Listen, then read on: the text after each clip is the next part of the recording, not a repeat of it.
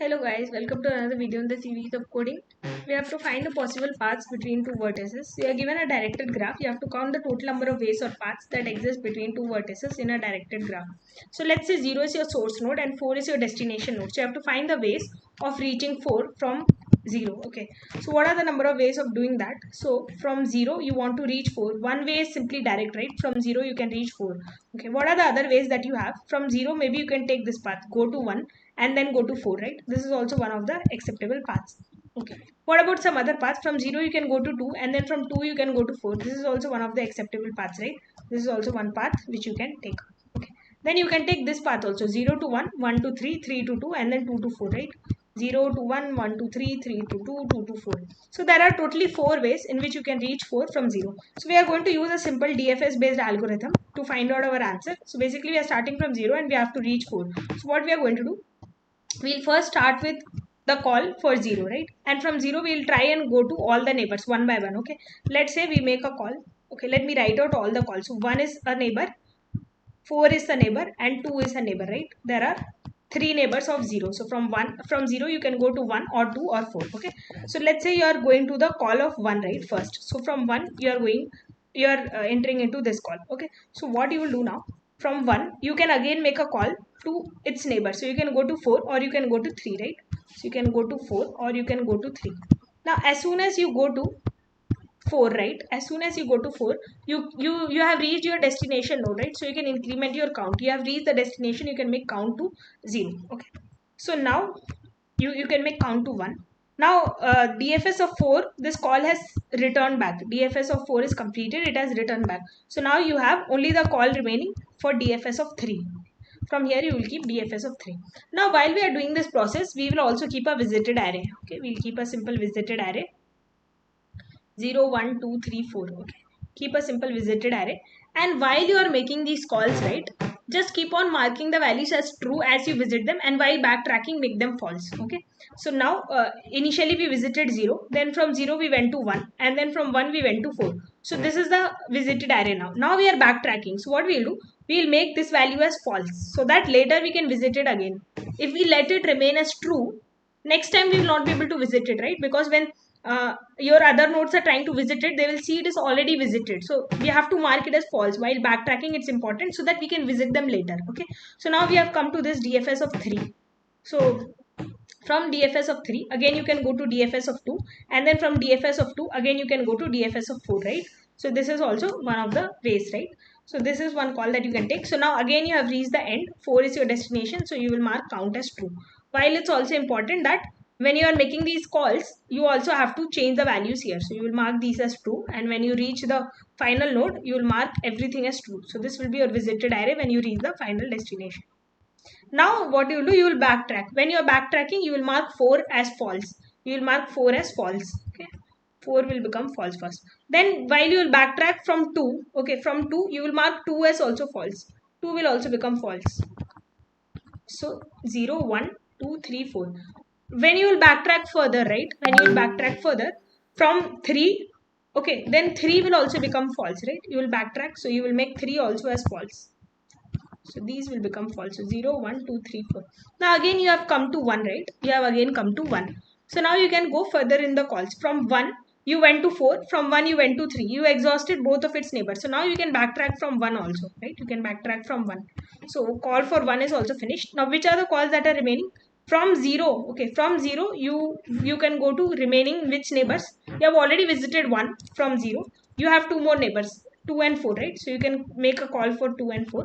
Whenever you make a call for DFS of 4, your count will increment, it will become 3. Okay, and meanwhile here also you will backtrack. Here also your visited array will change. 0 1 2 3 4. 0 is true here, 4 is true, remaining all values will become false. Okay, now when you are backtracking from 4, what you will do, you will make 4 also as false. So you will make 4 as false, your visited array will change. 0 1 2 3 4. 4 also becomes false, remaining values become true. Okay, remaining values are also false. 4 also is false, and 1 is 0 is the only value which is true. Okay, 0 is the only value which is true, other values are false in your visited array. Now from 0 you will make a call to 2, and then from 2 again you will make a call to 4. Okay, so from 0 you will make a call to 2. Let me change the array. 0, you'll make a call to 2, and then from 2 you'll make 4. So now count will become 4 because you have reached the destination once again. So there are 4 total number of ways, and again you can backtrack, and when you backtrack, everything else will become false. So this is the simple approach. Now we are going to start coding it. So you have to count the number of paths. So this is adjacency list representation that is given, and we are given source, we are given destination, and these are the number of vertices that are given to us. So let us start iterating, right? For int I equal to, so vertices are given, right, to us, and what are the values of the vertices? So values of the vertices can be from 0 to 4, right? In this case 0 to 4. So let us start iterating. For int I equal to 0, I less than equal to v. Okay.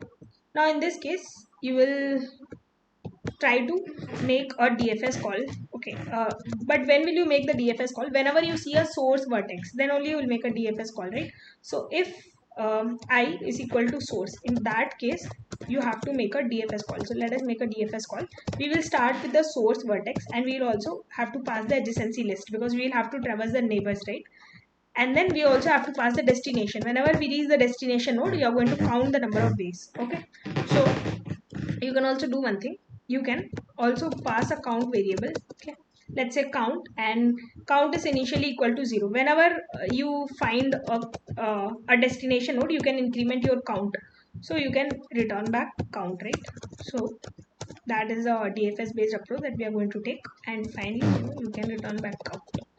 So now let us write the code for the DFS. So let me just write this again, and let me write int here, and let me take the source node. Let me take the adjacency matrix. So let me change it and let me write it like this. And we have the destination node. So int destination, and we can take count by reference because whatever changes we'll make will get reflected back. Okay. Now, what is the stopping condition or the terminating condition? So if the node, right? So instead of source node, let me try to take it in a general form. Node, okay. So if the node becomes equal to destination, right? If node is the destination node, then in that case you can just increment count, right? And you can return from here. Okay. So you can return. Okay. So you can actually not return. You can make this void. Okay. We'll return back from here.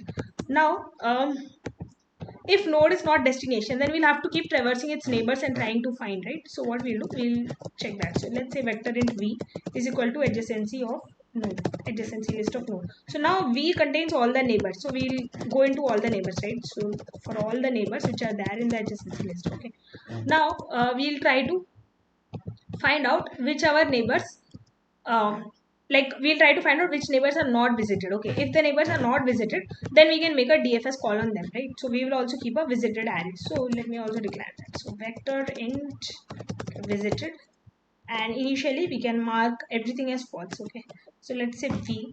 So I'm not sure if by v they mean like if is v4 or is v3 here, or so let me do one thing. Let me, just to be on the safe side, let me try to increase it by 1. Okay, so that if by v they mean 4, it will have nodes from 0 to 4, so the size of it will be v plus 1. So just to be on the safe side, let's do this, and initially we'll make the values as false. Okay, so now if we are visiting the node, right, so we'll mark the source node as true. We'll mark the source node as true, and now we'll make the DFS call. Okay, so now we'll also have to pass the visited array. So let me pass the visited array, and let me take this array vector bool and visited. Okay, visited array. Okay, so this should be fine. So here also I'll make it as bool. It should be fine now. Now let us call the neighbors. Let us enter into the for loop when we are calling the neighbors. Now if the neighbor is not visited, right? So if the neighbor is not visited, then in that case you can make a DFS call. Okay, you can make a DFS call. So you can call the neighbor. So we make a DFS call to, let's say, node. But this time what will be the node? Node will be your neighbor, right?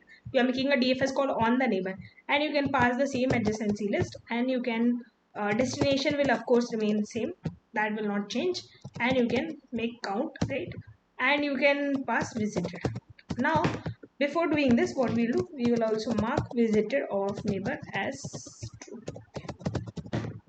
Now when all this is done, right, all this is done, so what we are going to do, we are going to backtrack, right? So while backtracking, we'll mark visited of node as false, so that next time also you can still find out the ways that you can do to next way, so that you need to find a lot of ways, right? It's not going to end. So if you'll make this node as false, you can inculcate this node later in some other call, right? So that is a basic approach.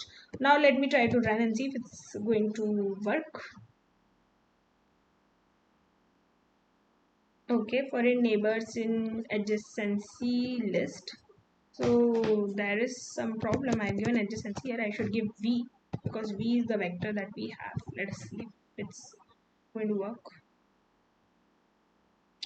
Neighbor was not declared in the scope, so I have given neighbors here. It should be neighbor. Let me check if it is fine now.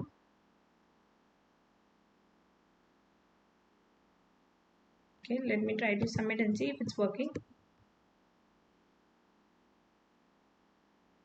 Okay, so there is some problem. Your code's output is 1.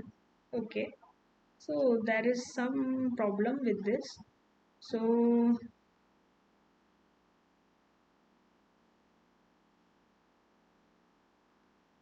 um, let's try to understand what is the problem with this.